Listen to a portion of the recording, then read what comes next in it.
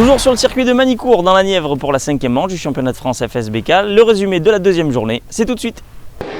Et on commence avec la catégorie Super Sport. Mayas retrouve son habitude de la saison dernière et s'envole en tête dès le début de la course.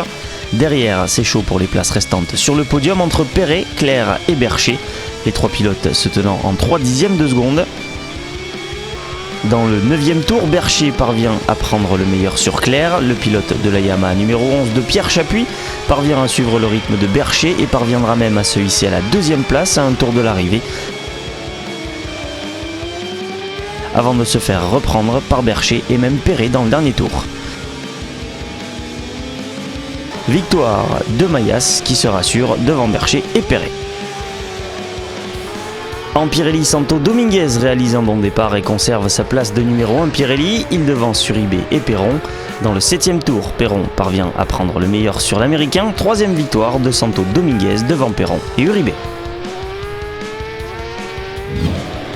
Pour la première course du matin, malgré un très bon départ, Gimbert se fait passer dès le premier tour par Christopher Bergman, un pilote du mondial Superstock qui était invité ce week-end. Dans le 6e tour, Leblanc passe Gimbert au freinage d'Adélaïde.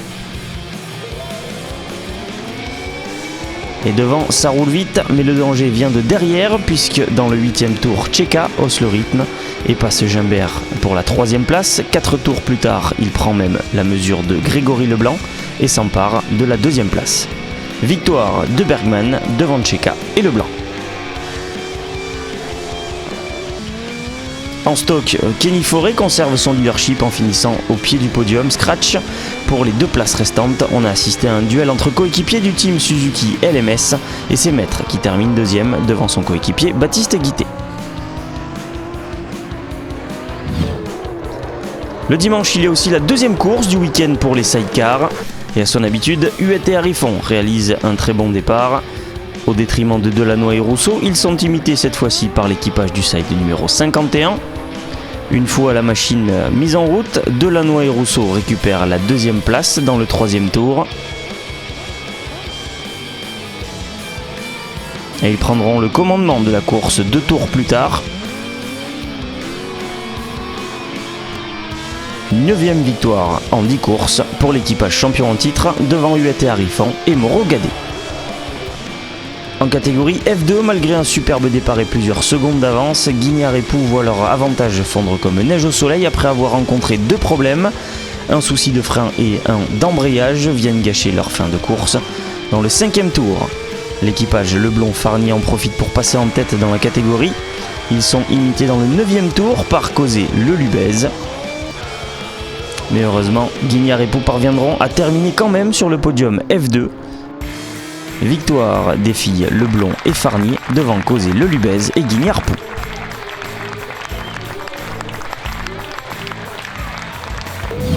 Et l'après-midi, le soleil est toujours au beau fixe et à l'heure où certains voudraient faire la sieste, Lucas Mayas va endormir la concurrence dès le début de la course pour s'envoler vers son 2e succès du week-end. Derrière, on retrouve presque les mêmes acteurs que le matin. Claire devance Bercher et Bulle. Dans les premiers tours, le pilote de la Yamaha numéro 2 passera même en tête de ce groupe dans le 5e tour, avant de tirer tout droit au virage du lycée, laissant passer ainsi Bercher et Claire. Et après une belle bagarre en fin de course, Claire monte sur la 2e marche du podium devant Bercher.